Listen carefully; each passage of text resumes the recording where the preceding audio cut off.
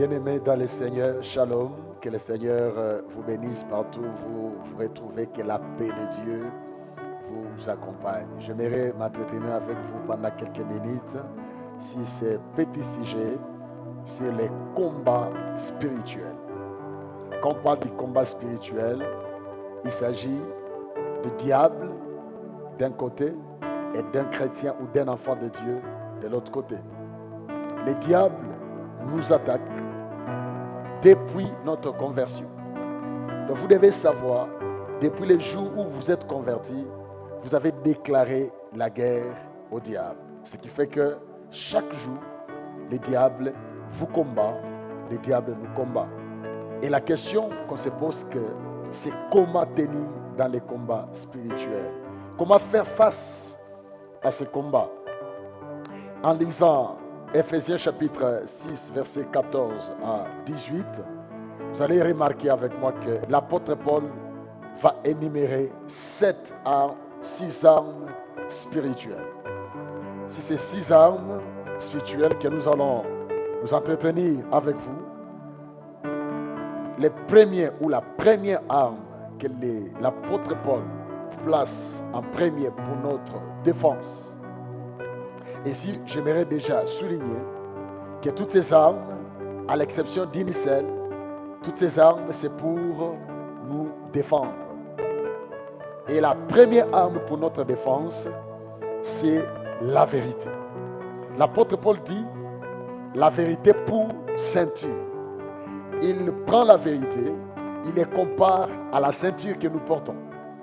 C'est la première arme pour notre défense. Mais pourquoi la vérité est l'arme de la défense? Pourquoi d'abord la vérité? Pourquoi la vérité? C'est parce que l'arme que le diable utilise pour nous détruire, c'est les mensonges. Voilà pourquoi pour combattre, pour nous défendre contre le mensonge, il faut la vérité. La vérité qu'il faut connaître, la vérité qu'il faut avoir, la vérité qu'il faut dire. Et ici, j'aimerais nous dire que la vérité, c'est l'arme pour notre défense. Et comment nous devons utiliser la vérité pour notre défense en tant qu'enfants de Dieu? La première des choses que nous devons savoir ici, c'est que la vérité, il faut dire la vérité.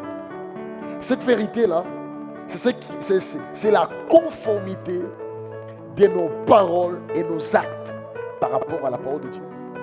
Il faut dire la vérité. Mon frère, ma soeur, tu dois savoir que si tu ne dis pas la vérité, tu es déjà vulnérable.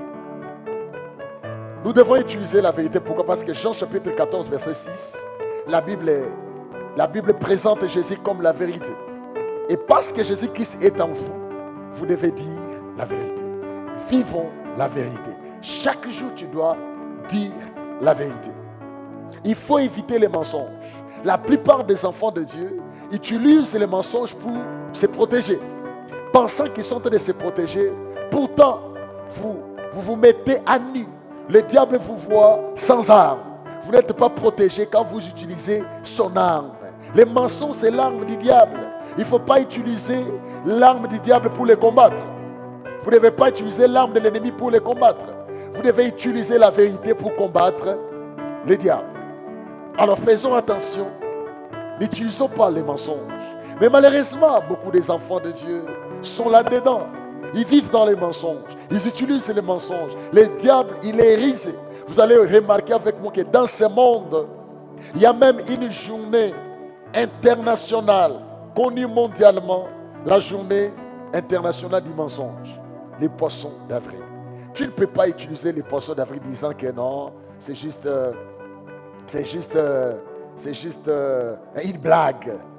N'utilise pas le mensonge. Un étudiant est tenté de mentir à la maison pour avoir l'argent. Il ment pour les syllabis. Un homme ment sa femme. La femme ment son mari. Tout le monde utilise les mensonges pour se défendre. Bien-aimé, évite les mensonges pour se défendre. Il faut dire la vérité. Vivons la vérité. Il faut utiliser la vérité pour se défendre. Alors, si tu ne dis pas la vérité, tu es déjà vulnérable. Bien-aimé, je voulais attirer ton attention sur cette petite vérité qui est la vérité. Il faut dire, il faut parler, il faut vivre dans la vérité. Que le Seigneur vous bénisse. Vivons dans la vérité. Dieu vous bénisse.